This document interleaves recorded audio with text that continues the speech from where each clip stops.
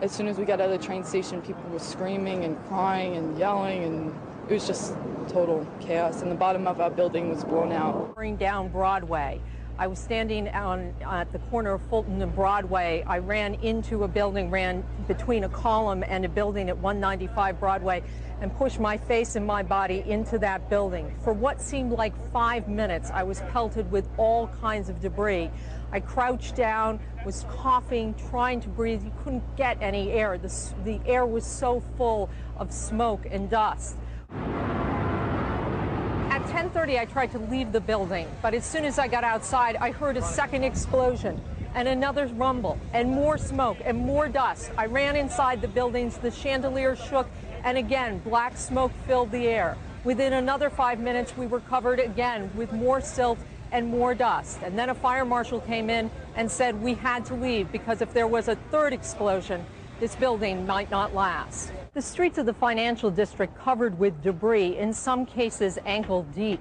Cars on fire, cars just turned by the force of the explosions.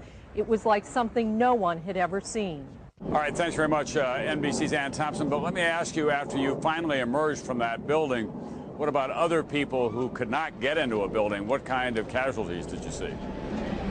Tom, I will tell you that when I walked out of the building on Broadway and headed down towards Canal, it was as if there had been a blizzard of debris and dust all over the street.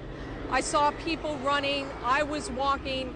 There were a lot of rescue people there, but there were people injured. I saw a woman being carried by two men. It was like something I had never seen anything like it, and all I could think of was just to get away from there, to get to safety. And as I kept walking to Canal Street, I could hear yet another explosion behind me. It was truly one of the most frightening moments I've ever lived through.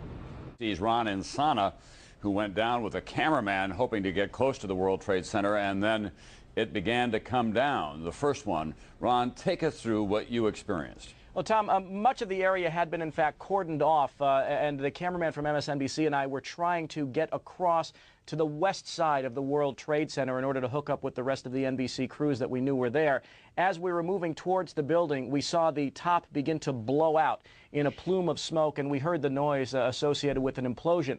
We turned and immediately ran for cover in the other direction as debris began to rain down. The full impact was seen in the moment in time.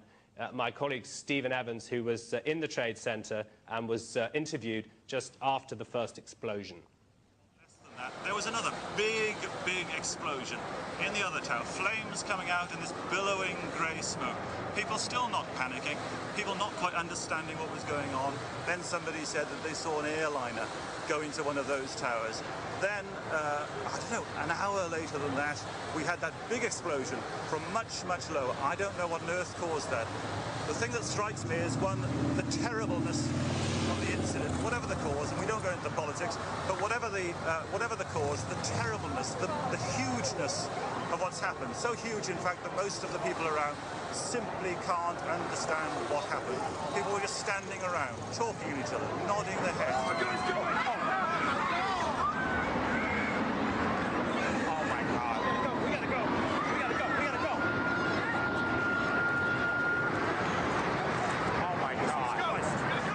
Your story is important. What happened?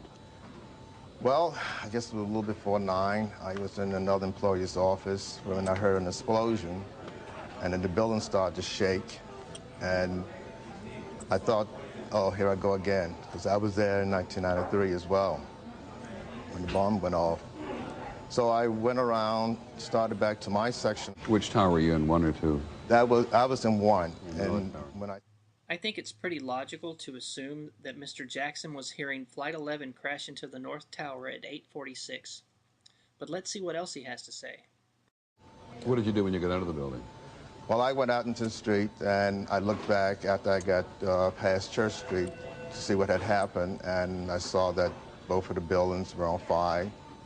And with that, I just, moved as far north as I could away from there. And I was about 4 or 5 blocks away when all of a sudden the street shook. And I heard like an explosion. I thought, oh my God, I said, the bomb just went off. And I turned around and looked back, and I saw all of this soot and smoke, and and everyone just started running then. Which tower were you in, 1 or 2? I was in 1, and when I saw that, was when Tower 2 collapsed. The South Tower, the first to go, and the North Tower after that.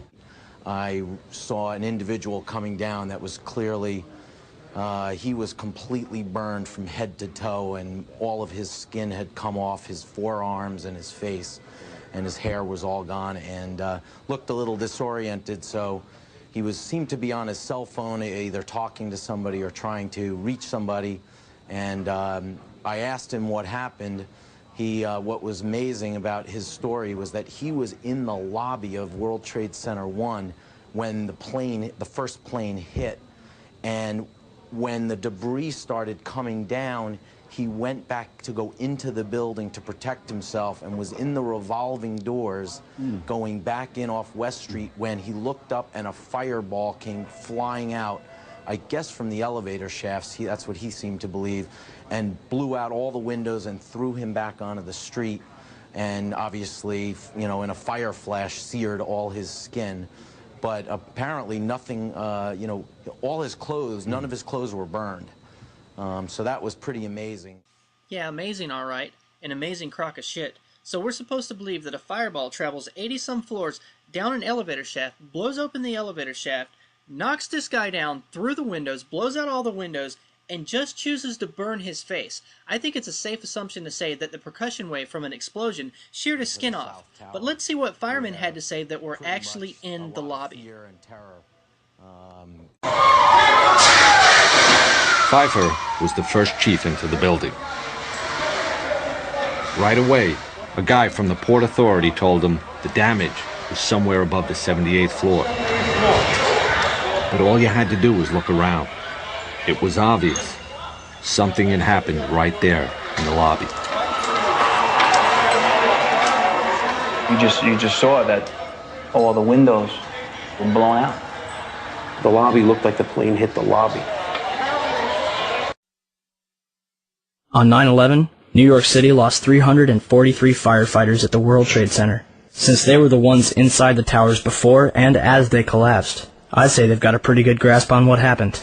6 stories high, and the lobby looked as though a bomb had exploded there.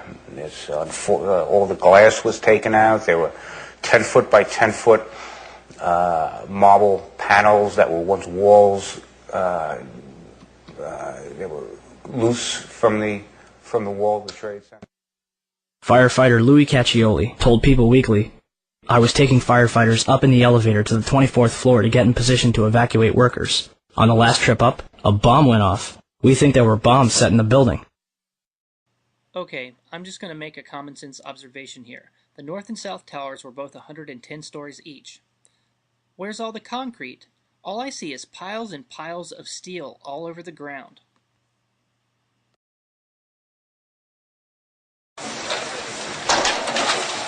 You have 2 110-story office buildings. You don't find a desk. You don't find a chair.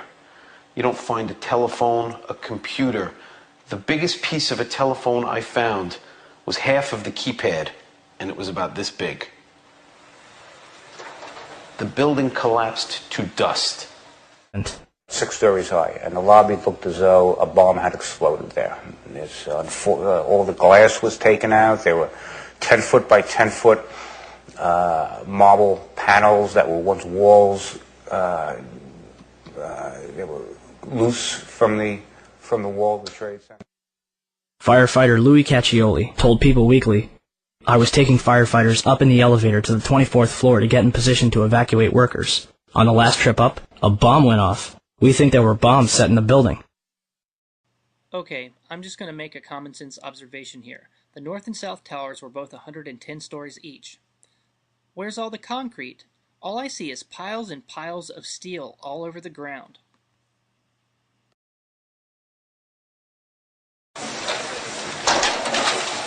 You have 2 110-story office buildings. You don't find a desk. You don't find a chair. You don't find a telephone, a computer. The biggest piece of a telephone I found was half of the keypad, and it was about this big.